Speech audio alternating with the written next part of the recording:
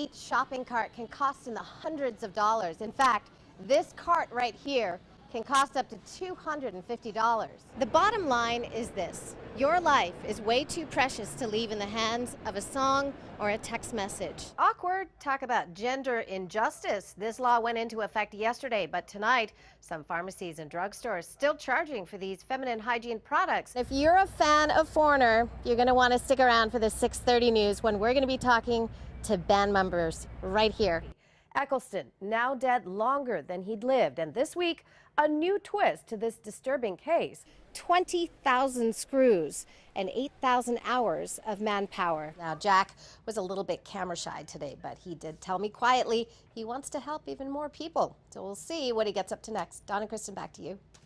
On her path towards rebuilding, Liddy found respite with a woman she met through her job as a stylist, a woman she now works for. And the interesting thing, gas prices are also 21 cents below where they were at this time last year. That's not what the Malsinovich family says they experienced when they went to visit their loved one. The bricks and stones they'd placed on the grave had been removed. The Utica Uptown Downtown Art Fair that's taking place this weekend. It's not a done deal yet, and the entire Common Council will meet again on September 7th. On the agenda, the sale of 201 Leland Avenue. Dawn, back to you. In New York, Oneida County had the highest number of meth-related arrests last year at busts just like this one. According to state police in 2015, Central New York had 349 meth busts. That's almost one bust every day, and it's up 60% from the year before. Methamphetamine is one of the most addictive drugs out there. It's extremely powerful. They only have to take a small amount to have a very long high. He says the shake and bake or one-pot method is making the drug even more accessible.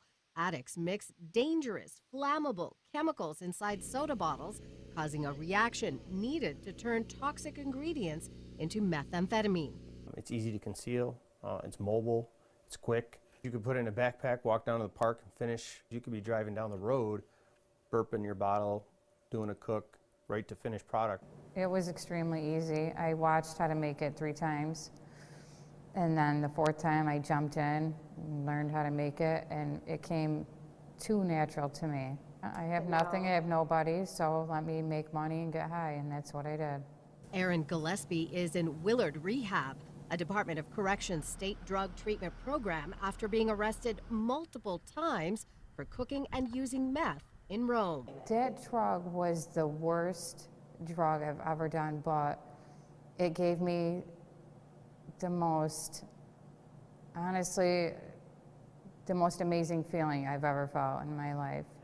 The drugs became everything to me. I had to wake up to them, I had to go to sleep to them. And throughout the whole day, that's all I did was focus on drugs, doing them, getting money to get more of them, and just continuously doing the same thing over and over and over.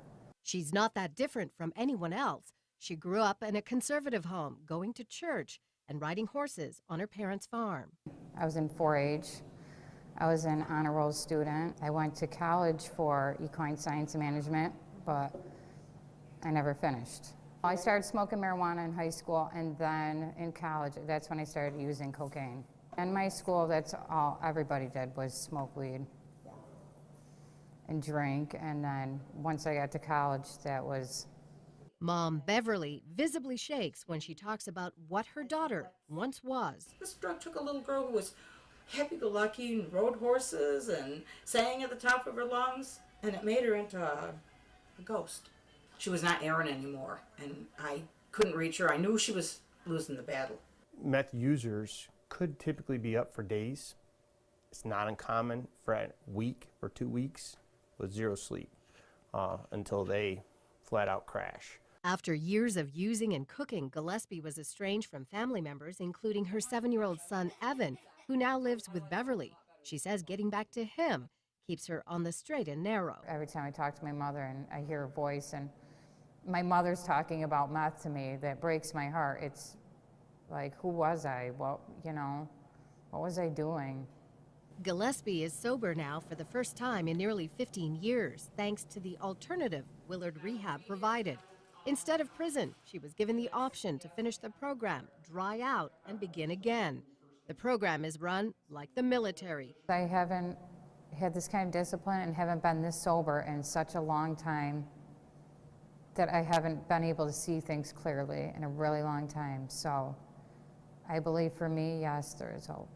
But for law enforcement, recovery from meth is the exception. I have never met anybody in our area that has recovered from meth addiction. That's a powerful statement from someone who's been on the inside of addiction for years and has known many addicts. Now, in part 2 of our series, we'll look at what happens to Erin and her family, and also what the state and law enforcement is doing to contain the epidemic. Don, 2 funeral directors, both Enyas, 1 seat, that's District 3, Herkimer County, and the kicker, they are related. Talk about possibly awkward Sunday dinner. Sitting GOP Herkimer County Coroner Vincent Enya on the left here is seeking re-election this November.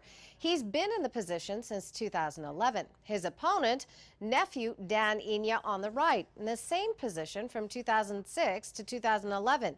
He says he left for another opportunity. Now he's back for a second bite at the apple, also on the Republican line.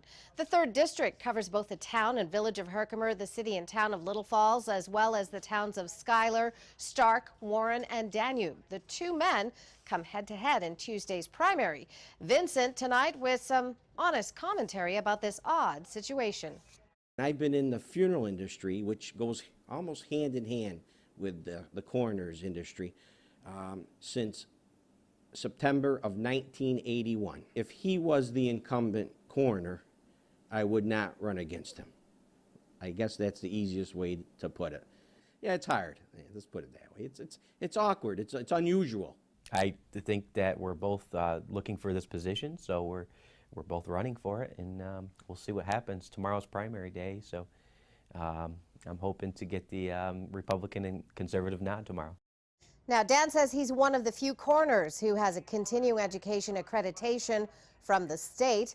And dealing with dead bodies runs in the entire Enya family. Aside from Vincent and Daniel, several other Enya family members are also funeral directors. Now, each is hoping for the Republican nod in tomorrow's primary.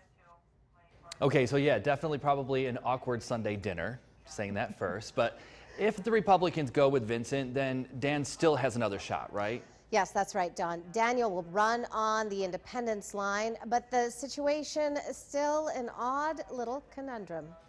Reporting live, Skyler, Srivastava, News Channel 2.